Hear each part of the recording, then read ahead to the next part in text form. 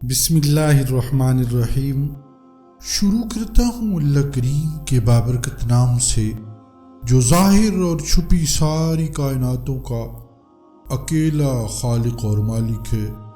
حقوق، ذات، صفات اور صفات کے تقاضوں میں کوئی اس کا شریک نہیں اور نہ ہی وہ شرکت کو جائز رکھتا ہے، اور ان گنت رحمتیں نازل ہوں آپ صلی اللہ علیہ وسلم کی ذات اقدس پر، جنہیں اللہ کریم نے سارے عالم کے لیے رحمت بنا کر بھیجا، اور آپ کی آل پر۔ دور دراز کے ایک گاؤں میں ایک نیک خاتون رہتی تھی، بہت زیادہ سخی تھی، اتنی نیک دل، اتنی مہمان نواز اور اس قدر غریبوں پہ خرچ کرنے والی کہ لوگ اسے حاتم تائی کی بیٹی کہتے۔ اس کا گھر سڑک کے قریب تھا اور وہ ایک عارضی بس کا اڈا تھا، مستقل سٹاپ نہیں تھا۔ دیہاتی لوگوں کی آمد و رفت کی وجہ سے آہستہ آہستہ اس مقام پر سٹاپ بن گیا۔ اندر کے علاقوں کے دیہاتی لوگ 5-10 میل چل کر وہاں آتے، اپنی خرید و فروخت کے لیے بس پر بیٹھ کر شہر جاتے۔ کبھی ایسا ہوتا کہ بس کا وقت ختم ہو جاتا، ان بیچاروں کے پاس وہاں رہنے کے لیے کوئی انتظام نہیں ہوتا تھا، اسی حال میں بیٹھ کر رات گزار دیتے، بھوکے پیاسے رہتے۔ عورتیں ساتھ ہوتی تو اور زیادہ پریشانی ہوتی۔ اس نیک دل خاتون نے محسوس کیا کہ ان کے رہنے کا، ٹھہرنے کا کوئی بندوبست ہونا چاہیے۔ چنانچہ اس نے اپنے خاوند سے کہا، کیوں نہ ہم لوگوں کی سہولت کے لیے ایک مہمان خانہ بنوا دیں، تاکہ وہ لوگ جو رات کو آگے پیچھے نہیں جا سکتے آسانی سے رات گزار سکیں اور اگلے دن اپنے کام کے لیے روانہ ہو جایا کریں۔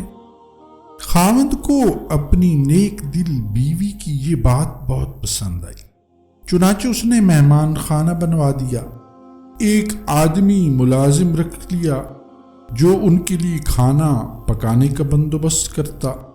اب لوگ آنے جانے لگے، جو آگے پیچھے نہیں جا سکتے تھے وہ رات کے وقت وہیں ٹھہر جاتے، کھانا کھاتے، آرام سے سو جاتے، پھر رات گزار کر اپنے کام کے لیے چلے جاتے۔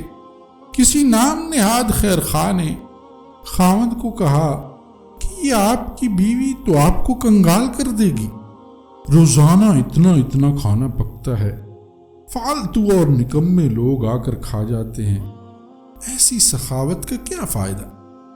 جب 2-4 اور لوگوں نے بھی اس قسم کی باتیں کی تو خاوند کے دل میں یہ بات بیٹھ گئی، چنانچہ اس نے فیصلہ کر لیا کہ مہمان خانہ بند کر دیا جائے۔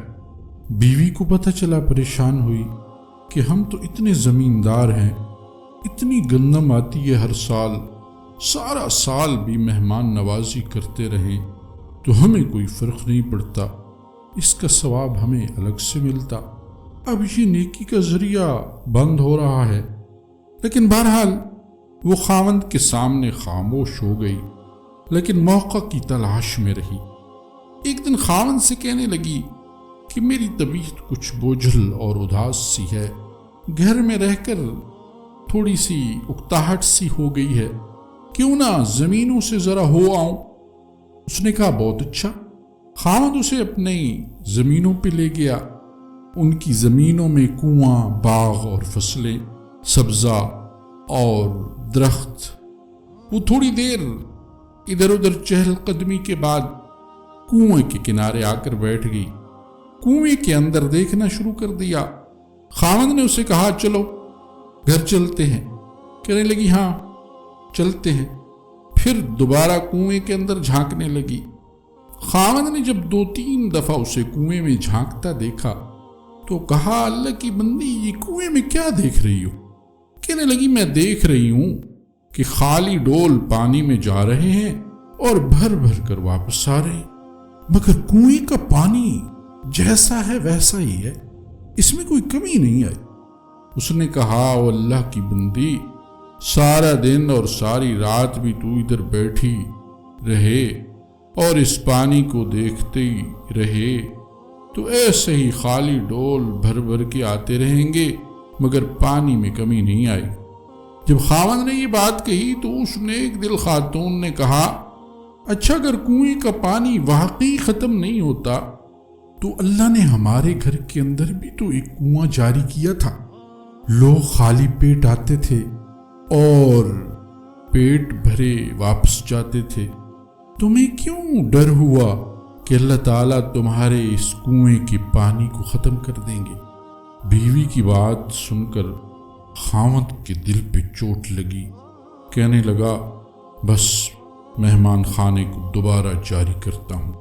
چنانچہ جب تک وہ خاتون زندہ رہی اس علاقے میں اس کی مہمان نوازی چلتی رہی۔